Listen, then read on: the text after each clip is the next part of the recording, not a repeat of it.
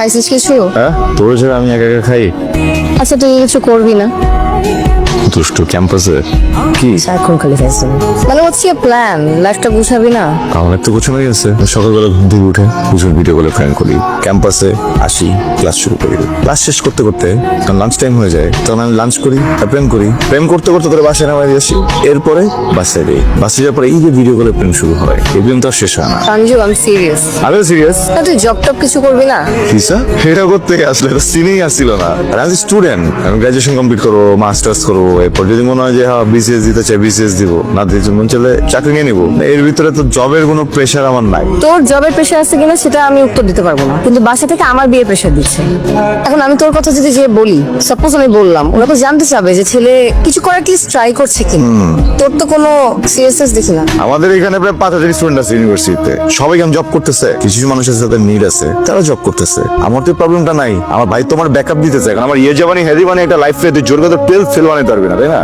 তুই তো অ্যাটলিস্ট একটা স্টুডেন্ট পড়াইতে পারিস না, তোর তো কোনো টেনশন নাই। পড়াই তো, রাইকে পড়াই না।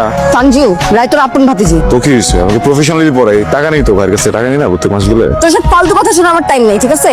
তুই যদি কিছু করিস বিয়ে হবে, তুই যদি কিছু না করিস বিয়ে তাও হবে। শুধু ডিফারেন্স হচ্ছে তোর ক্ষেত্রে আমার হবে না, আমার অন্য কারোর সাথে হবে। আমি গেলাম। এই পিঙ্কু, এই এই পিঙ্কু, রাগ থামলে চলে আসিস। বাবা বাবা আগেই গেছিলাম বাবা, এই সাপের বিষ তুমি নিতে পারবা না। না তোমার তো স্নেক বাইতে লাগবো। হ্যাঁ শরীরে বিষ ছড়াই গেছে, আঙ্গুলে বিষ ছড়াই গেছে। ভাই জানি করিস না তো ভাই। ফাইলামে তো তুই করতাছস।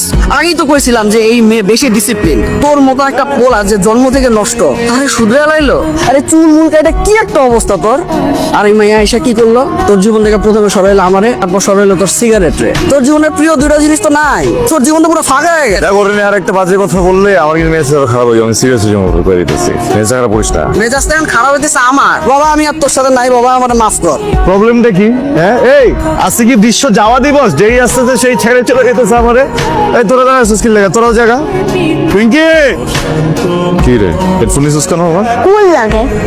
শাল গাছের ভং করতেছিস কেন? এমন করে চালে মোলা থেকে তুমি যে আজ এটা ঘুরতে যাও, আমি তোমার রিস্ক করছি। তুমি কেন আজ এটা ঘুরতে যাও? নিজে নিজে কাজ করে যাও। কি একটা অবস্থা। এই সঞ্জু, তুই নিজে নষ্ট হয়েছিস, এখন মেয়েটার পিছে লাগছিস আমার, তাই না? ভালো লাগে না আমার কিছু। মাঝে মধ্যে মনে হয় তোদের দুজনকে ফালাই আমি একদিকে হাইটে চলে যাই। বাবা তুমি চাচার সাথে এরকম কথা বলো কেন? সরি বলো। চাচার মতোই হইতেছো না, যেমন গুরু তেমন শিষ্য। ভাইয়া তোমার সাথে আমার একটা কথা আছে। কি কথা আছে বল। হাতে ওইটা একটু রাখো, তারপর বলি কি কথা। এটা দিয়ে তো আমি কাজ করতেছি।